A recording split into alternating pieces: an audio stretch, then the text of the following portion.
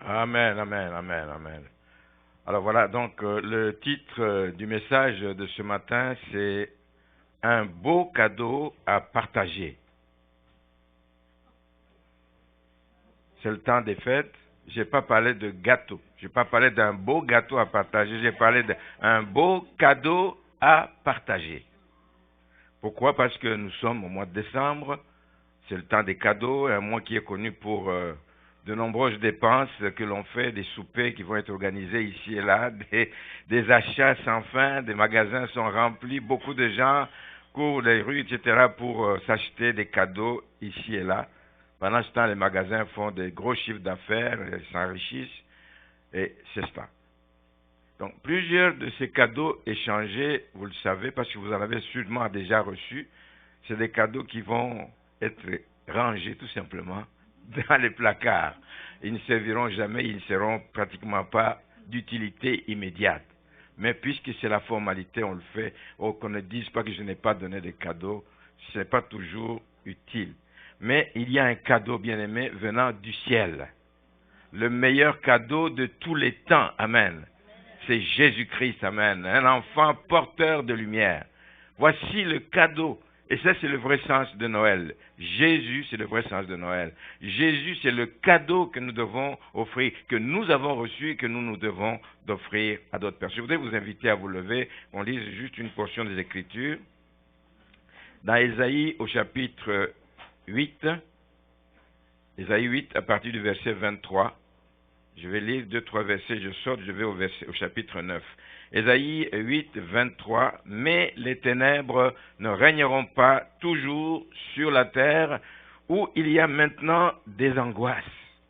Laissez-moi vous dire que c'est vrai, il y a des angoisses. Ésaïe 8, 23. Si les temps passés ont couvert d'opprobre, de honte, le pays de Zabulon et le pays de Nephtali, les temps à venir couvriront de gloire la contrée voisine de la mer au-delà du Jourdain, le territoire des gentils. Je vais au chapitre 9, le verset 1er, qui dit que le peuple qui marchait dans les ténèbres voit une grande lumière. Car un enfant, verset 5, car un enfant nous est né, un fils nous est donné, et la domination reposera sur son épaule.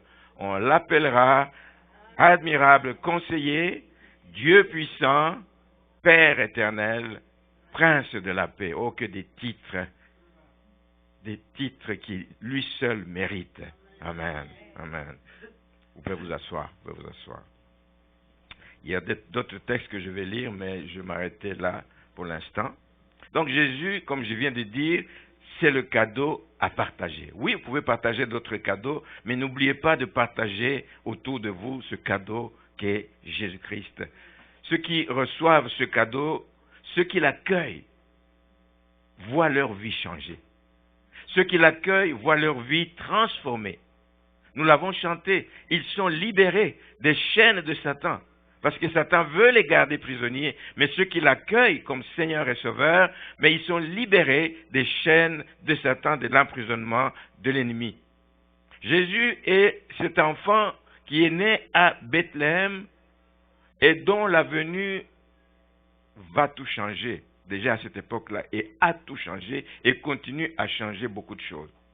La première chose que je vais signaler, c'est que sa venue n'est pas passée juste comme n'importe quel enfant qui est né.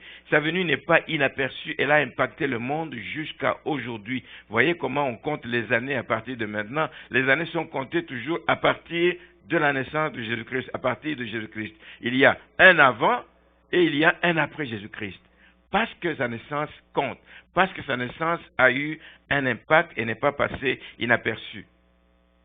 La naissance de Jésus-Christ, ceux qui l'ont reçu comme Seigneur, a un impact direct. Si vous pensez juste aux gens de son époque, la Bible nous donne beaucoup d'exemples où il a accompli des miracles de toutes sortes.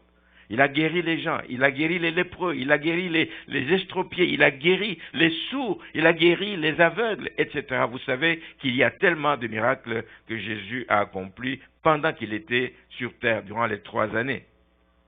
Nous savons aussi que sa venue continue à avoir un impact sur chacune de nos vies.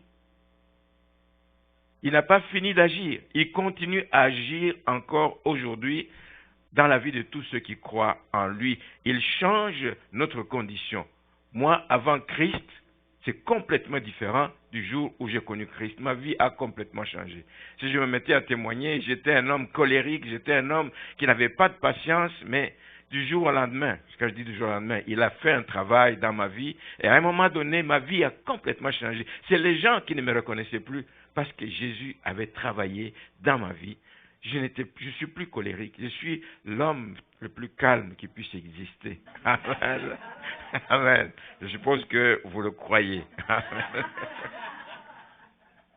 Il transforme des vies, il transforme notre condition et il nous donne une raison de vivre. Nous ne sommes pas là juste en attendant que la mort vienne nous reprendre, mais nous avons une raison d'être sur cette terre.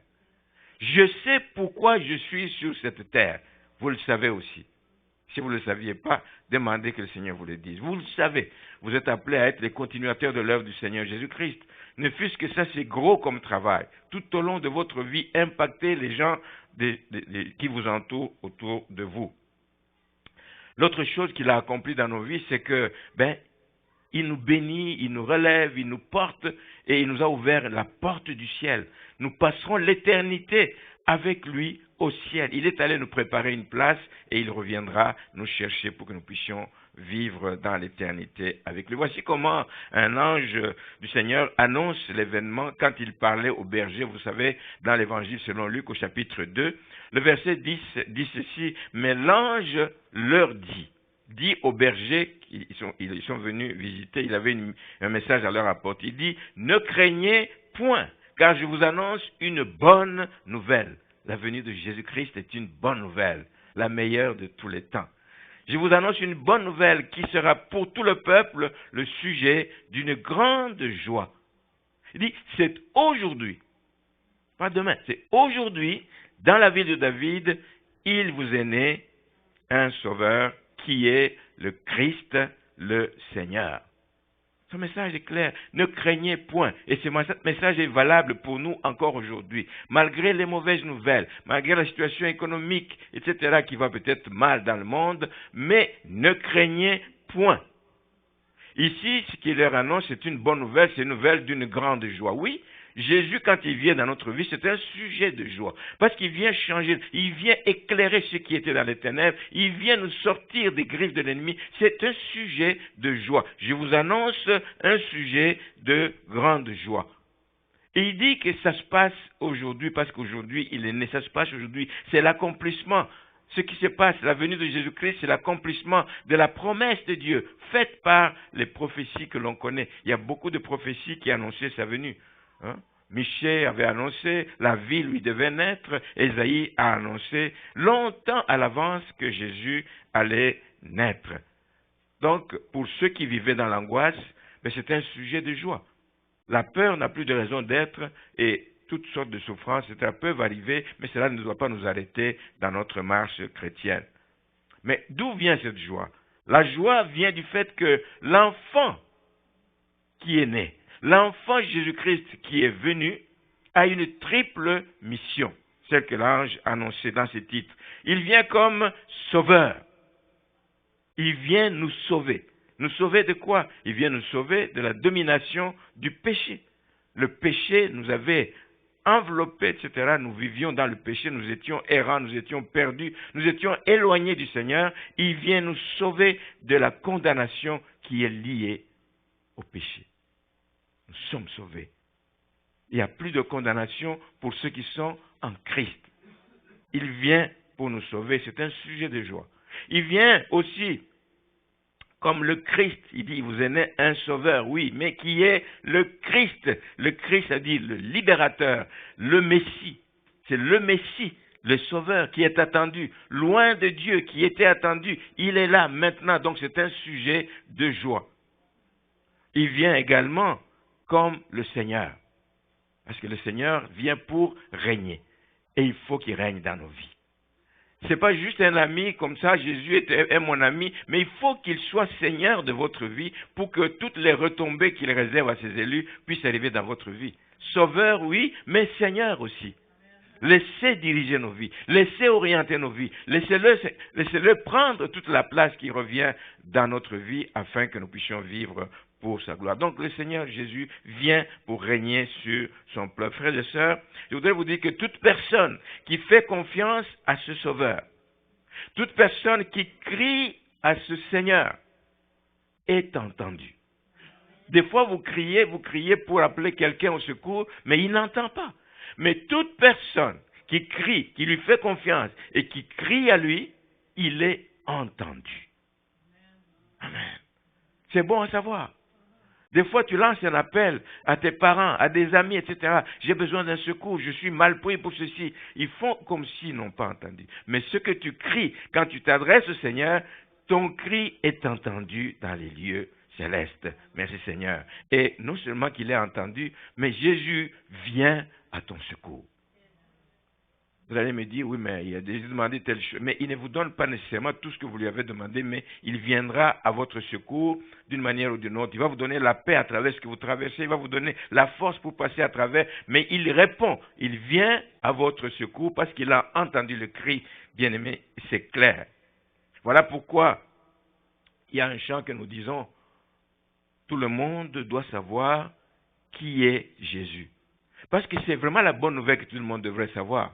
Pour qu'il puisse se confier en lui, pour qu'il puisse passer à travers toutes les vicissitudes de la vie, qu'il puisse passer à travers tous les combats de la vie. Il y en a quand nous sommes sur terre, il y a des combats que nous allons vivre encore et encore. Mais pour pouvoir passer, on a besoin de Jésus-Christ. Lui, avec nous, nous sommes forts. Lui, avec nous, nous sommes capables de résister à toutes les manœuvres de l'ennemi. Lui, avec nous, nous sommes capables de traverser à travers des situations les plus difficiles que vous pouvez imaginer, parce que Jésus-Christ est puissant. Amen. Voilà pourquoi je pense qu'il faut qu'on parle de Jésus autour de nous. Voilà pourquoi je pense qu'il faut qu'on dise ce qu'il fait pour nous, qu'on témoigne. Combien il est bon, combien il est présent et il est réel dans la vie de ceux qui le craignent.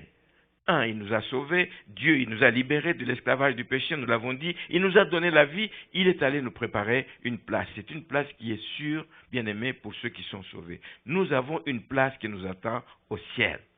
Ce n'est pas une bonne nouvelle. Amen. Alors, dans la Bible, nous avons le cas d'un aveugle, parce que nous disons qu'il est venu pour guérir les gens, les malades, etc. Nous avons le cas d'un aveugle, l'aveugle Bartimée, qui lui a tiré profit de cette bonne nouvelle. Quand il a entendu que Jésus venait, il a tiré profit de cette bonne nouvelle. Il a entendu parler de Jésus, qui il était, ce qu'il faisait dans les villages et dans les régions environnantes.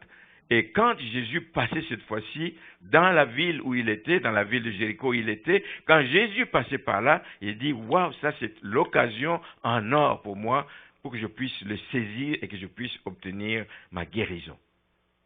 Son histoire, je vais lire un court passage de l'évangile de Marc au chapitre 10. Ça se passe dans la ville de Jéricho. Donc Jésus et la foule et ses disciples qui avançaient, ils allaient vers Jérusalem. Ils arrivèrent à Jéricho et lorsque Jésus sortit de la ville de Jéricho avec ses disciples et une assez grande foule, le fils de Timée, Bartimée, qui était quoi? Un mendiant aveugle, était assis au bord du chemin. C'est une position que je ne souhaite à personne. Être assis au bord du chemin, c'est bon pour les mendiants, c'est bon pour les gens qui ne peuvent rien faire d'eux-mêmes. Il entendit au verset 47, il entendit que c'était Jésus de Nazareth et il se mit à crier. Il se mit à crier, il dit, Fils de David, Jésus, aie pitié de moi. Plusieurs le reprenaient, ça veut dire plusieurs l'empêchaient de crier comme il criait, pour le faire taire. Mais il criait beaucoup plus fort, « Fils de David, aie pitié de moi !» Et Jésus s'arrêta. Et il dit, je viens de le dire, quand le malheureux crie, le Seigneur entend et il vient le délivrer de toutes ses détresses. Jésus s'est arrêté au cri de Bartimée et il lui dit, appelez-le, appelez-le. Lui, il n'a pas dit, viens Bartimée, il dit, appelez-le. Et ils appelèrent l'aveugle, lui disant, prends courage, lève-toi, il t'appelle. Et l'aveugle jeta son manteau et se levant d'un bond, vint vers Jésus. Jésus, prenant la parole, lui dit, que veux-tu que je te fasse? Rabouni, lui répondit l'aveugle, que je recouvre la vue.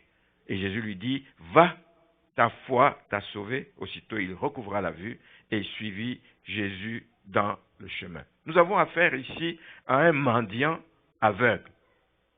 Des choses que je ne souhaite à personne. Être mendiant et être aveugle en même temps. Hein? Un mendiant aveugle. C'est un homme qui n'a, si on peut dire, aucune perspective. Il n'a aucune perspective. C'est tous les matins, on le prend, on va le déposer au bord de la rue, il quémande. Il y a des journées, ça donne des résultats, des journées, ça ne donne pas de résultats. Aucune perspective d'avenir, etc. Il était réduit à la mendicité. Sa vie, c'était seulement ça. Voici la condition triste d'une personne. Mais je vais faire remarquer que tout en étant mendiant, tout en étant aveugle, tout en étant dans une condition misérable, cela ne l'empêchait ni d'entendre, ni de parler. Et c'est important. Quand on entend, il faut capter ce qu'on entend. Il y a des choses parfois où nous sommes dans la distraction, on entend des choses, des bonnes nouvelles, et on passe par-dessus, alors que ça aurait pu nous servir d'une manière ou d'une autre. Vous savez qu'il entendait et l'ouïe des aveugles, c'est quelque chose de développé, semble-t-il. Ils ont une ouïe développée, ils distinguent là où les gens normaux, mais ils arrivent à distinguer à travers le bruit toutes sortes de choses. Donc l'ouïe était très développée. Donc à défaut de voir, il pouvait au moins tirer profit de tout ce qu'il entendait. Tout ce qu'il entendait, peut-être quand il allait à les jours de sabbat, et quand il allait à la synagogue, tout ce qu'il entendait quand il entendait parler d'un sauveur qui doit venir. Il entendait beaucoup de choses, mais Bartimée les entendait et il les gardait. Il les gardait au-dedans de lui, tout ce que je disais. Il entendait comment Jésus allait de lieu en lieu, comment il guérissait les malades dans les contrées voisines. Et il a entendu à un moment donné que Jésus est en route vers Jérusalem, mais en passant par Jéricho. Voici ce qu'il entendait a commencé à créer de l'espoir en lui. Pourvu qu'il passe devant cette avenue, pourvu qu'il passe sur cette route. Ça créait de l'espoir, ça créait des attentes en lui. Mais est-ce que vous entendez de la parole de Dieu? Est-ce que ça crée de l'espoir en vous? Est-ce que ça vous pousse à dire, oui, c'est possible encore, ce que je ne croyais plus possible, mais puisque la parole le dit, je le crois. Il entendait des choses qui touchaient Jésus-Christ et il y croyait et il s'y attachait. Ça a créé des attentes. Il était dans l'attente de quelque chose qui devait arriver dans sa vie. Et comme sans doute tout juif, il était au courant de la promesse du Messie. Tout le monde attendait le Messie. Et lui savait, de ce qu'il avait appris, qu'il serait issu de la lignée de David. Ça montre que sa cécité, le fait qu'il soit aveugle, ne lui a pas enlevé la capacité de saisir les choses spirituelles. Toute information à caractère spirituel, il pouvait les saisir, même s'il ne pouvait pas voir, mais il pouvait les saisir. Il savait qu'il y a un Messie qui était pour venir. Il savait qu'il y avait un Messie qui était déjà venu, qui était en route et qu'il était en train de faire des miracles et des prodiges partout où il passait. Il savait qu'il était en train de passer devant lui. Et il a su donc que c'était Jésus de Nazareth qui passait sur le chemin là où il était assis. Il le savait. Qu'est-ce qu'il pouvait faire? La seule chose qu'il pouvait faire, c'est sans devoir demander de l'aide à quelqu'un. Tu sais, c'est une curiosité. Quand Jésus passait, ça drainait des foules. Tout le monde veut aller voir. Tout le monde veut s'approcher de lui. Tu ne vas pas lui dire, viens me porter maintenant et pour que je... Il dit, non, moi aussi je veux le voir. Donc lui, il est resté là-bas. Ne pouvant bouger, etc. Il a dit, écoute, il y a quelque chose que je sais faire, moi. Je peux crier. Personne ne va m'apprendre à crier. Personne ne va m'empêcher de crier. Je vais crier. Quand il a su que c'était Jésus, il a dit, c'est l'occasion à saisir. Je vais crier de manière à attirer l'attention de Jésus sur moi, sur ma situation. Je ne veux pas le laisser passer avant qu'il me bénisse, avant qu'il me guérisse. Alors il décida de se faire entendre malgré tout le bruit de la foule. Ça veut dire qu'il devait crier fort. Une foule, quand elle passe, tout le monde parle, tout le monde... Alors pour que Jésus l'entende de là où il était assis, il fallait qu'il crie fort. Il a crié. Verset 47 nous dit, il entendit que c'était Jésus de Nazareth et il se mit à crier. Alors c'est un cri particulier, je vais dire. C'est un cri, pas juste de quelqu'un qui dit, je souffre, je suis accablé, j'ai des souffrances, etc. C'est pas ça. Oui, il souffrait, mais je ne vais pas dire qu'il était habitué, mais il connaissait déjà sa condition. Ce n'était pas un cri pour dire « Ah, je souffre, je suis accablé par la souffrance ». Ce n'était pas ça le cri. Ce n'était pas non plus le cri de quelqu'un qui est prétentieux. Vous savez, il y a des gens qui croient, ils disent « Puisque j'ai fait de bonnes choses, il faut que Jésus me guérisse, il faut qu'il agisse dans ma vie ». Ce n'est pas le cri de quelqu'un de prétentieux. Il n'avait aucune prétention vis-à-vis de Jésus-Christ. Ce n'était pas le cri pour dire que Jésus, je mérite ton attention, etc. Parce que voici ce que j'ai fait dans la vie, voici ce que j'ai fait. Non, ce n'était pas le cri comme ça. Pas parce que j'ai fait de bonnes œuvres, non. Mais c'était pas non plus le cri de quelqu'un qui se dit victime. C'est la tendance humaine. On se croit toujours victime. Ce qui m'arrive, c'est la faute à tel. C'est la faute à mes parents. C'est la faute à mon épouse. C'est la faute à mon mari. Lui n'est pas victime quand il crie. Il ne crie pas comme victime d'une société égoïste. Il ne crie pas comme victime d'une société dans laquelle il y a de l'injustice. Ce n'est pas ça son cri. Mais en criant, Bartimée n'accusait personne. Il n'accusait personne pour sa condition. Il voit qu'il est aveugle, mais il a besoin simplement de guérison. Donc, son cri, c'était le cri d'un homme qui gardait beaucoup de choses, qui avait créé de la foi. C'était un cri de foi. Il savait qui était Jésus. Il savait ce que la mission de Jésus était, décrite dans Ésaïe 61 et dans d'autres passages de la Bible. Il avait une mission salvatrice pour guérir les gens, pour libérer ceux qui sont captifs. Il le savait. C'était un cri d'un homme de foi. Il savait, je l'ai dit tout à l'heure, quand le malheureux crie, comme dit David dans le psaume 37, 34, dit, quand le malheureux crie, l'Éternel l'entend et il le délivre de ses détresses. Et ce qui est encore spécial dans le cri de Bartimée, c'est qu'il n'appelait pas Jésus comme tout le monde l'appelait. Quand il a demandé qu'est-ce qui se passe, on dit c'est Jésus de Nazareth. Lui ne l'a pas appelé Jésus de Nazareth. Il l'a appelé par son titre royal. Il connaissait qui était Jésus. Alléluia. Fils de David. Il reconnaissait en lui le Messie qui était attendu. Il dit, il est arrivé ce Messie. C'est le temps pour moi, c'est le temps de ma guérison, c'est le temps pour que je sois libéré de cette cécité qui me fait mal depuis autant d'années. Il reconnaissait que c'était le fils de David, il reconnaissait que c'était le Messie annoncé et que les autres ne reconnaissaient pas. Vous savez que Jésus n'était pas reconnu, ni dans sa patrie, ni partout où il passait. Quelques-uns, mais la plupart des Juifs ne le reconnaissaient pas. Jusqu'à aujourd'hui, il y a encore beaucoup de Juifs qui ne reconnaissent pas que Jésus est le Messie qui était attendu. Mais on voit qu'il l'appelle fils, au verset 47, fils de David, aie pitié de moi. Et plus tard, dans le verset 51, quand Jésus lui parle, cette fois-ci, il dit, que veux-tu que je te fasse? Il l'appelle Rabouni. Il ne l'appelle pas Rabbi, c'est le terme le plus courant, maître, on l'appelait maître, rabbi, etc. C'est le terme courant. Mais lui, il l'appelle d'un terme qui est affectif, Rabouni, c'est mon maître à moi, celui que j'aime, celui que j'attendais, celui en qui je crois, celui dont je sais qu'il est capable que de me guérir de ma cécité. Rabouni, un terme respectueux, plus affectif. Finalement, on voit sa foi dans le fait que, en criant, il ne multiplie pas des paroles pour justifier sa vie. Voilà, j'étais enfant, ma mère n'a pas fait ceci, voilà pourquoi je suis devenu... Il ne multiplie pas des paroles vaines pour rien. Lui, il sait ce qu'il veut, ce qu'il désire, c'est de recouvrer la vue. Il exprime juste son besoin.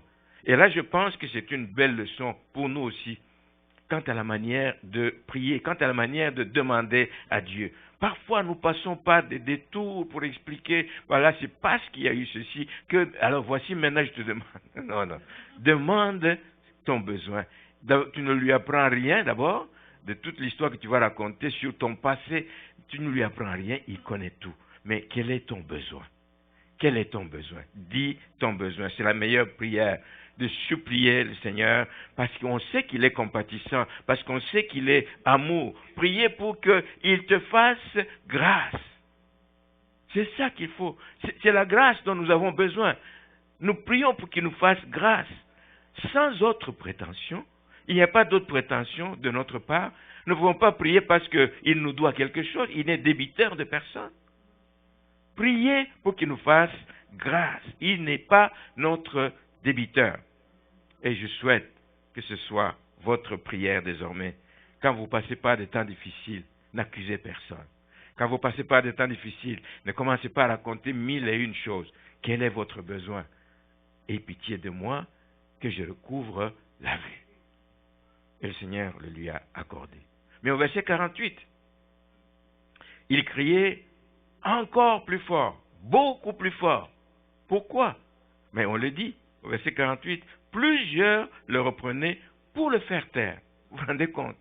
Un malheureux, quelqu'un qui a besoin de guérison, quelqu'un qui a l'occasion d'être proche de Jésus, de pouvoir espérer que Jésus le touche et le guérisse, au lieu que les gens aient de la compassion. Ce sont ces gens qui devaient dire, mais écoute, viens-t'en, c'est Jésus qui passe, il peut t'aider, il peut te sortir de cette situation, viens, viens, viens. Non, lui dit, il crie plus fort, on lui dit, on est en train de me faire taire. Et il n'a pas accepté, il a continué à crier. Les gens devaient l'encourager, mais il le reprenait. Et c'est ce que nous arrivons à vivre souvent. Bartimée dérangé. Ah, il dérange. Ce n'est pas seulement les gens de la foule. Je pense que même parmi les disciples, c'était le cas parce que nous savons que cela est déjà arrivé dans le passé. C'est déjà arrivé. Donc peut-être les gens disaient, Jésus est pressé, il doit aller vite vers Jérusalem, ce n'est pas le temps de l'arrêter. Si chaque mendiant, si chaque personne malade, si chaque aveugle doit s'arrêter, il n'en finira pas. Allez, taisez-vous, là, taisez-vous, on va laisser Jésus avancer. Alors c'est la même chose dans ce monde aujourd'hui, où la cause des malheureux et des faibles est étouffée, elle est négligée. On trouve parfois qu'ils dérangent. Et ce sont les gens qui sont supposés venir en aide à ces autres personnes. Ils trouvent que ces gens dérangent. La voix des faibles est souvent étouffée, mais je vous encourage de ne jamais laisser personne vous étouffer votre voix. Quand vous avez quelque chose à demander, criez à Dieu. Ne laissez personne vous décourager dans ce que vous poursuivez. Le monde est comme ça. Il veut nous arrêter. Pour qui tu te prends pour faire cela? Pour qui tu te prends pour ceci, pour cela? Mais faites ce que vous avez envie de faire pour progresser dans votre vie chrétienne, pour croître dans votre vie chrétienne, et n'acceptez pas qu'on vous arrête. Je disais que les gens qui l'arrêtaient, ce n'est pas nécessairement les gens de la foule. Peut-être que parmi les disciples, les gens l'arrêtaient. C'est une attitude qui a été vue déjà dans le passé chez les disciples de Jésus-Christ. Vous rappelez-vous, Jésus, dans Marc 16, ses disciples demandaient, il y a des foules qui le suivaient, et c'était vers la fin de la journée, des foules nombreuses de plusieurs milliers de personnes. Et puis, il dit, mais écoute, des disciples, ils avaient besoin.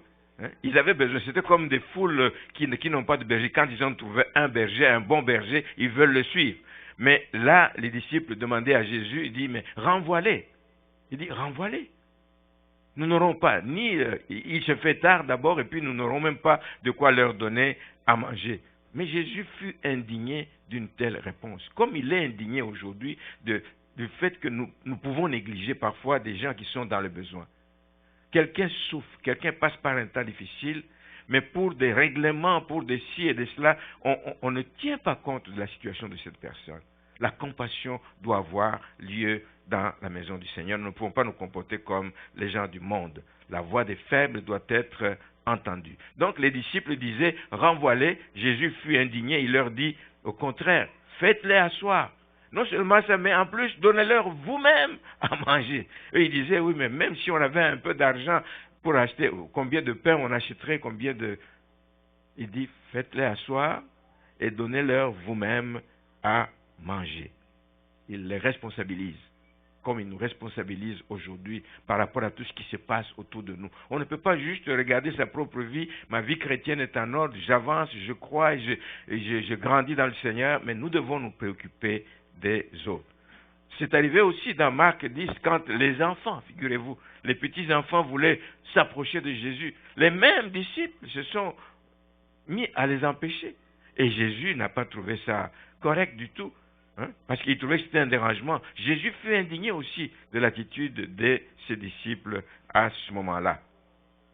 Mais voilà, cela étant, il a crié encore plus fort, mais quand il a crié plus fort parce qu'il était convaincu de ce qu'il faisait et du bien fondé de ce qu'il faisait, le résultat ne s'est pas fait attendre. Jésus s'arrêta. Amen. Il avait entendu le cri de Bartimée. Jésus s'arrêta. Et tout le monde s'est arrêté forcément parce qu'il suivait Jésus.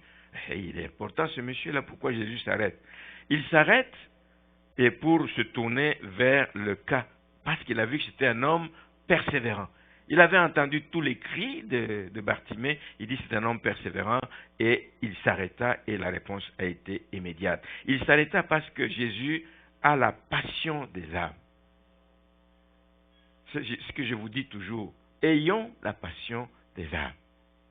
C'est pour les âmes que Jésus est mort à la croix. Il n'est pas mort pour des grands bâtiments avec des chaises vides, il est mort pour les âmes.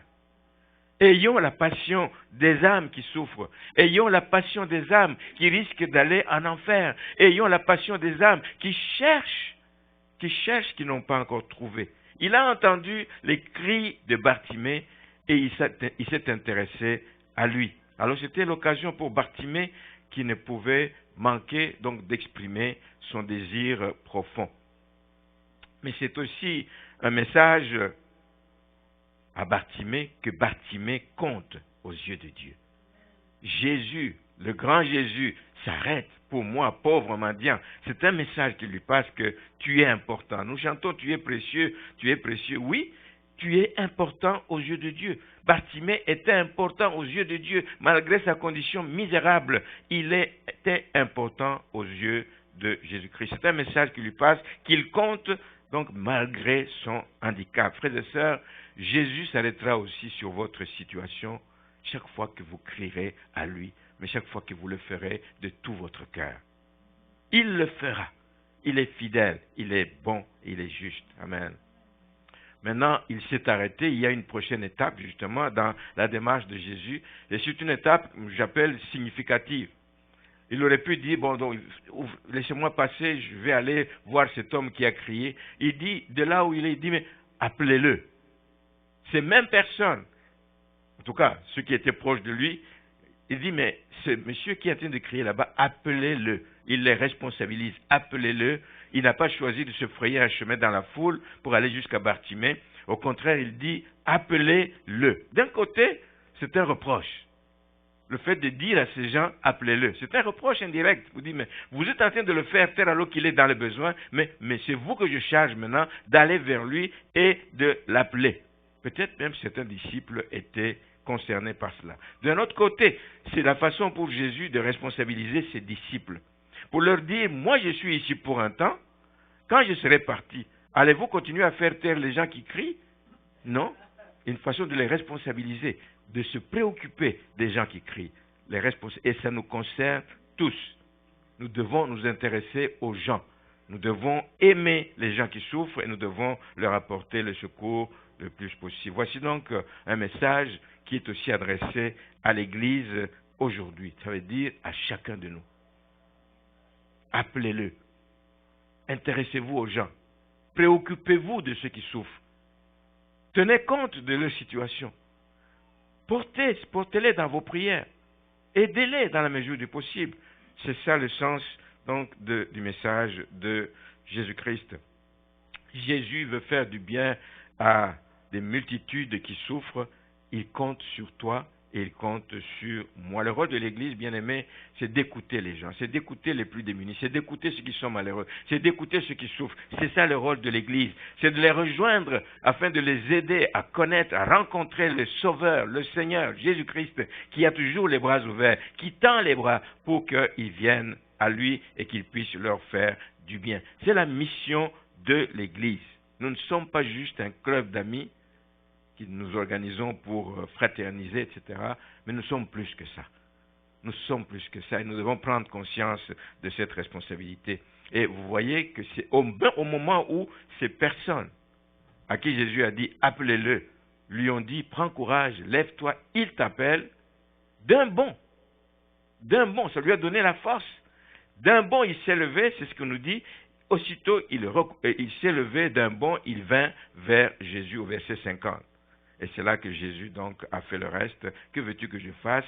Il dit, je veux recouvrer la vue. Et puis il dit, va, ta foi t'a sauvé. Et il recouvra la vue.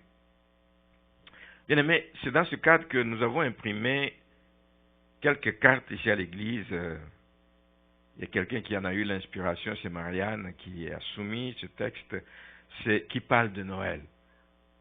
Noël, aujourd'hui, on court pour acheter des cadeaux, etc., préparer des tas de choses, mais peut-être beaucoup de gens vont passer à côté du vrai sens de Noël. Juste une carte que l'on va remettre aux personnes et qui rappelle le sens de Noël. Noël, c'est le secours de Dieu envers sa création qui s'est détournée de lui. Il se préoccupe même de ceux qui se sont détournés de lui. Noël, c'est Dieu qui se fait chair et il vient sur la terre pour te secourir. Noël, c'est Dieu qui te montre comment vivre par l'exemple de son Fils Jésus-Christ. Noël, c'est Jésus qui naît, qui vit, qui souffre et qui meurt en sacrifice pour tes péchés. Noël, c'est Dieu qui veut effacer et réparer tes fautes. Noël, c'est Dieu qui veut se réconcilier avec toi, bien qu'il ne soit pas fautif et que la rupture ne vienne pas de lui. Noël, c'est Dieu qui t'appelle. Noël, c'est Dieu qui te dit, tu es pécheur, tu t'es séparé de moi, mais je pourvois par mon Fils Jésus-Christ au pardon de tes nombreux péchés. Détourne-toi de ces péchés, change ta manière de vivre et viens à moi. Noël, c'est Dieu qui s'humilie pour toi. Noël, c'est Dieu qui te tend la main. Noël, c'est Dieu qui t'aime et qui ne veut pas que ça se termine sans suite. Que fais-tu de son appel? Que fais-tu de cet appel? Ça interpelle les gens. Ça interpelle les gens. Alors nous allons distribuer ça. On va voir comment d'ici Noël, comment on va distribuer ça autour de nous. Je pensais à un moment donné donner ça à tout le monde, quelques cartes, etc., dans une enveloppe, vous postez puis vous envoyez.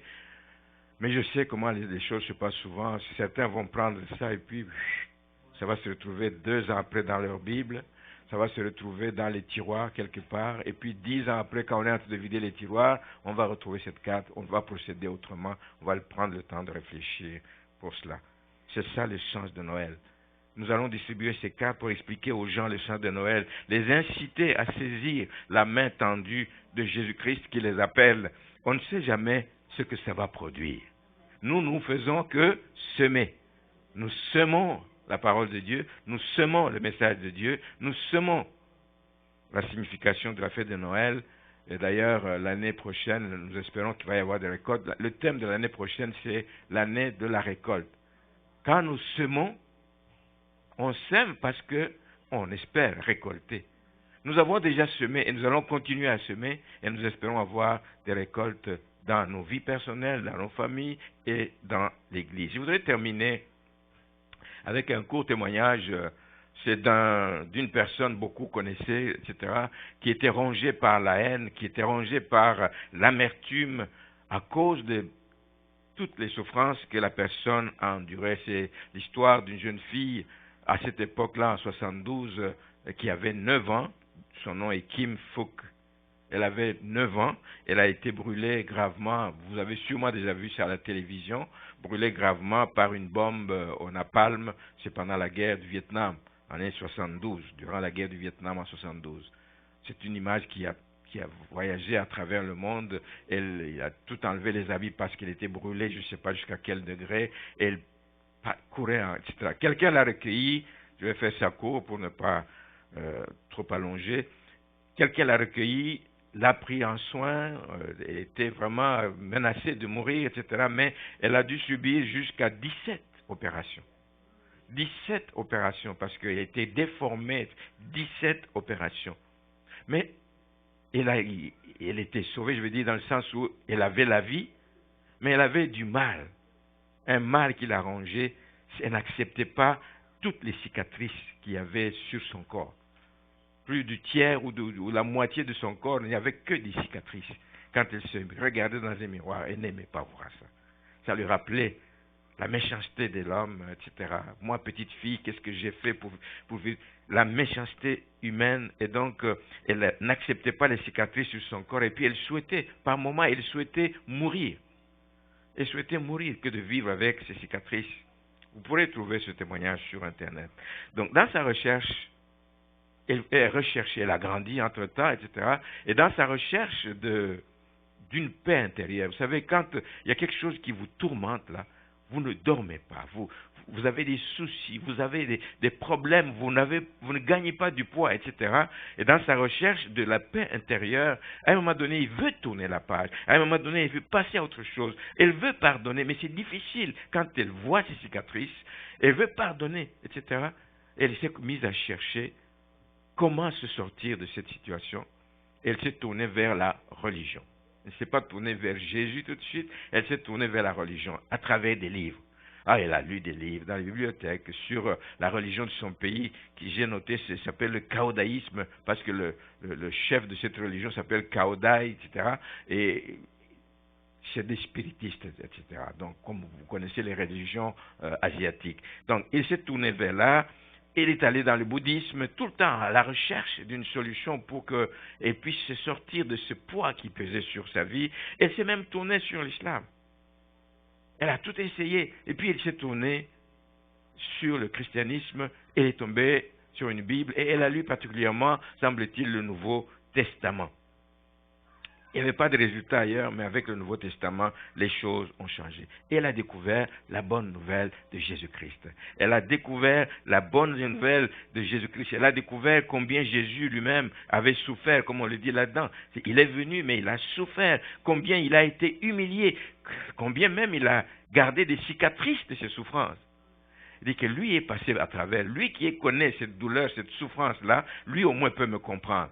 Et il a décidé, en 1982, au bout de 10 ans, il a décidé à ce moment-là de se tourner vers Jésus, de donner sa vie au Seigneur. Il l'a accepté de crier à Jésus parce qu'il était le prince de la paix, celui qui allait donner la paix à travers tout ce qu'elle a vécu comme souffrance. Elle espérait qu'elle viendrait en aide pour qu'elle accepte finalement sa condition, etc. et ses cicatrices. Il dit, lui, il en a eu, il a vécu avec, mais moi aussi, j'ai des cicatrices, il va m'aider à passer à travers cette situation. Et c'est lors d'une prédication à la veille de Noël, de 1982, 10 ans après, dans une prédication, et se retrouve dans une église, que tout a changé, qu'elle a décidé de donner sa vie au Seigneur et qu'elle a obtenu sa libération, libérée pour pardonner. C'est une femme qui voyage aujourd'hui à travers le monde en témoignant de tout ce que Dieu a fait, etc. Et témoignant aussi de sa guérison intérieure. Je voyais même les images, les dernières images, ce n'est pas totalement parti. Vous savez, même la médecine est limitée jusqu'à un certain... On peut travailler le visage, mais on ne peut pas remettre le visage comme il était avant. Mais elle vit avec aujourd'hui parce que Jésus-Christ est venu comme le prince de la paix. Oui, il avait de la paix avec Dieu, mais la paix avec lui-même pour qu'il puisse avancer dans la vie. Voici le sens de Noël. Ceux qui le comprennent se tournent vers Jésus et leur vie change. Frères et sœurs, je vais terminer par là, en vous rappelant simplement que, encore aujourd'hui, il y a des Bartimée. Il y a des Bartimée autour de nous qui souffrent encore. Ils souffrent encore. Je ne dis pas qu'ils sont tous aveugles physiquement, mais ils souffrent de toutes sortes d'aveuglements spirituels et autres. Il y a des Bartimée. Autour de nous, il y a encore des Kim Fook, comme cette jeune fille, qui souffrent, qui sont troublées par la méchanceté des hommes. Des jeunes filles qui sont troublées parce que des jeunes filles qui sont violées, abusées, etc. Des gens qui sont rejetés, des gens qui vivent toutes sortes de sévices. Il y en a beaucoup autour de nous qui ont besoin de connaître Jésus-Christ. Appelez-les. Appelez-les. Parlez-leur de Jésus-Christ. Parlez-leur de mission qu'il est venu accomplir. Parlez à tous ces gens qui sont découragés par les problèmes de la vie. Jésus est la solution. Jésus est ce cadeau tant souhaité, tant recherché, ce cadeau qui va nous apporter la paix. Ils ont tous besoin de rencontrer le prince de la paix. Alors je voudrais juste que vous fassiez attention à l'attitude que nous avons envers ces malheureux. Est-ce que c'est l'indifférence? Je ne le connais pas. Il n'est pas de ma famille. C'est un étranger. Est-ce que vous les renvoyez parce qu'ils vous dérangent? Si c'est le cas, bien-aimé, où est le souci des âmes? le souci des âmes. Vous savez, le souci des âmes va nous amener à nous surpasser. Le souci des âmes va nous amener à faire ce qu'on n'était pas capable de faire auparavant. Mais quand nous pensons que c'est pour une âme pour laquelle Jésus est mort, nous allons nous surpasser. Amen. Vous êtes les continuateurs de l'œuvre de Jésus, il ne faut jamais oublier ça. Vous êtes les continuateurs de l'œuvre de Jésus-Christ. Il faut que tous ces cas dont je parle vous intéressent. Jésus est venu pour faire du bien aux gens. Nous aussi faisons du bien aux gens. Jésus est venu pour établir la paix avec Dieu.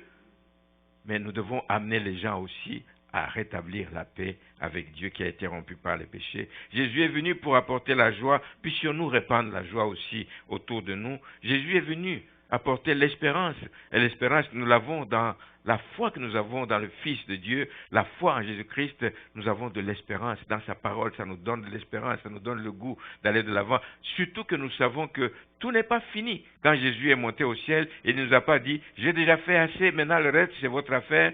Non, il continue là où il est, il continue à travailler pour nous, il continue à nous défendre et il est allé nous préparer une place. Et il revient bientôt pour nous chercher. Alors pendant le temps des fêtes, alors que nous avons l'occasion de rencontrer beaucoup de gens, mais partageons ce cadeau précieux autour de nous. Il vaut plus que l'or et l'argent. Amen. Il vaut plus que tous les cadeaux que vous avez achetés pour les gens. Partageons ce cadeau et que le Seigneur vous bénisse.